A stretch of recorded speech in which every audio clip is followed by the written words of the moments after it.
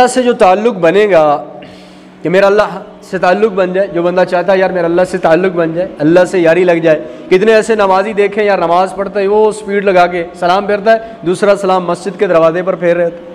تو آپ نماز کا سلام پھیرے، تھوڑی دیر بیٹھ کر تسبیحات کریں.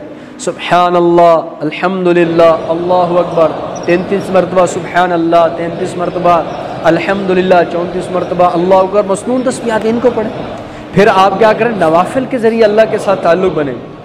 فرض تو ہم نے پڑھنا ہی پڑھنا ہے، نہیں پڑھیں گے تو آگے مار پڑے گی. نوافل کے ذریعے اللہ سے تعلق بنے گا. آپ نے دیکھا ہوگا ایک بندہ فیکٹری میں کام کر رہا ہے، اب صبح 6 بجے سے لے کے شام 6 بجے تک اس نے کام کرنا تھا. اب 6 بجے اس کی چھٹی ہو گئی، یا اب آپ نے چھٹی ہے آپ چلے جائیں، چھٹی ہو گئی جا سکتے ہیں، لیکن اس کے باوجود وہ اضافی کام کر رہا ہے. 2 گھنٹے، گھنٹہ، 1.5 گھنٹہ کیا کر رہا ہے، کام کر رہا ہے بغیر کسی حرص کے.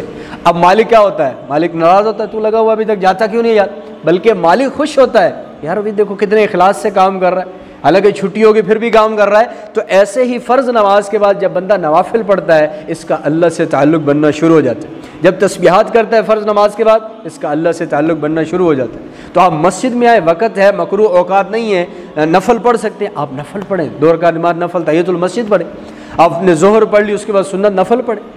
آپ نے جو ہے عصر سے پہلے 4 سنتیں پڑھیں، مغرب کے بعد 2 سنت پڑھ لی، اس کے بعد 2 نفل پڑھیں. اس کے اندر اگرچہ آپ نیت کر لیں اس کی ابابین کی بھی نیت کر لیں، عشاء کی نماز فرض پڑھ لیں، پہلے پہنچ گئے 4 سنت پڑھ لیں، اور اس کے بعد 2 سنت پڑھیں، 2 نفل پڑھیں. اس کے بعد اللہ سے تعلق آپ کا مضبوط بنے گا.